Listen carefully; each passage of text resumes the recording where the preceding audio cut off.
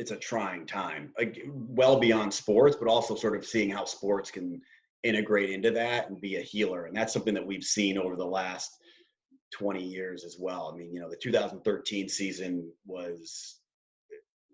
it's so important, and they're the fabric of the city. And what was that like for you? And for anybody listening, I'm assuming Adam is referring to the Boston Marathon bombing and like how the Red Sox just kind of became an integral piece of the city and unifying people at the time. Yeah, that was. I mean, the marathon bombing. We had an early game like we always do. It was a beautiful day, and then it was terrible. Dude, I was in the city that day. It was awful. Yeah, I mean, we were supposed. My Stella, who you just met, was 2, and so we were supposed to go to the finish line. I was going to bring her to the finish line. It just didn't work that day, and wow, you sort of heard what happened. And then our flight, we were going to Cleveland, and the flight was just taking off when the news came down, and so I think our player, I wasn't on that flight, but our players were in shock, and they sort of, you have some idea potentially of what happened, but there was so much confusion and uncertainty at first.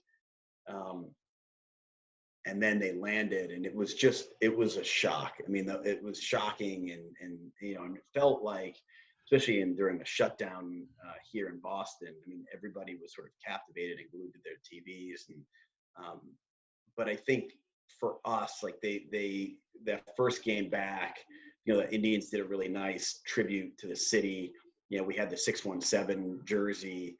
Will Middlebrooks, we actually looked at it. Somebody came up with the hashtag of Boston Strong, but once Middlebrooks tweeted it out, it really took hold. And then when we came back, we started working on Be Strong logo and sort of the different elements of Be Strong. And when our first game back against the Royals, I mean, it was crazy because was that the day Poppy made the speech? That was the Poppy speech day. And we said, hey, you're going to get the mic, and killed it. And he killed it. We had a come from behind victory, Daniel Nava.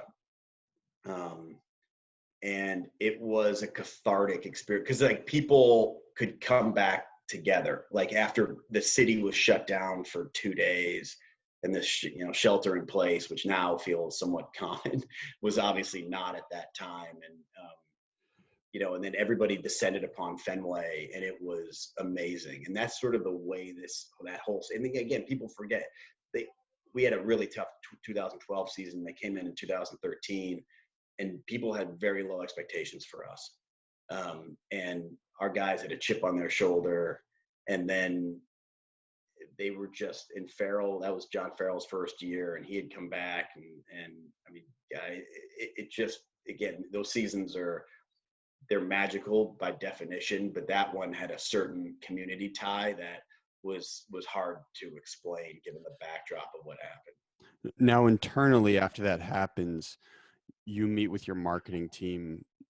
What do you guys discuss? Like, how do we, because we're going through something similar right now, how do we still market the Sox, but also remain sensitive as to what went on? Like, yeah, I think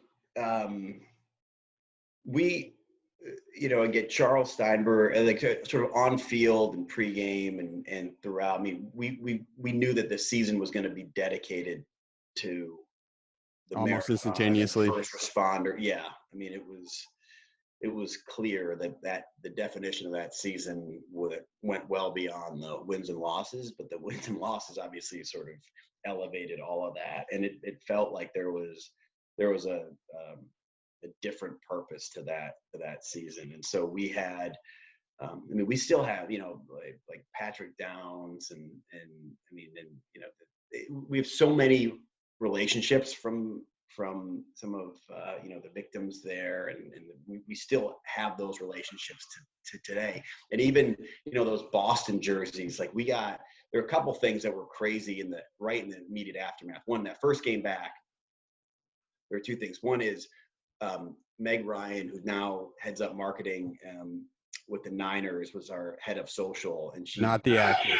No, different one. But she's awesome, and was monitoring social and said, people had this idea about, why don't we put Boston on our home jersey, because we're really playing for Boston that day. And so we called up MLB, we called it Majestic, and like in 48 hours, we figured out how to have an old school Boston jersey for our first game back. And so now we wear that every marathon.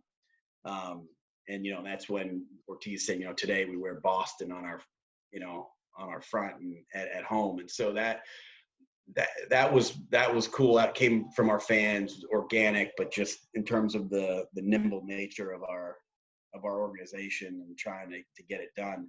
Then the other thing I'll never forget, like I was chaos that first game back, and it was pregame, and we're walking, and Sarah, again, who oversees all of our entertainment and pregames, it's like, I can't fucking believe this. What happened? She's like, Neil Diamond just showed up.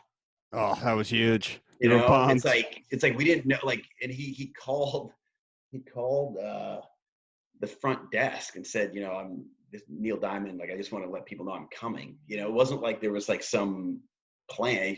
He came on his own. And so, those kinds of things are just, it's part of the Red Sox DNA. It's sort of part of the soap opera of the Red Sox, and it's a hard thing to replicate. I like how you described it that way. It is very similar to a soap opera. Yeah, there's something different about it. And again, the highs are much higher, the lows are much lower, but those sort of elements I don't think are commonplace among most franchises.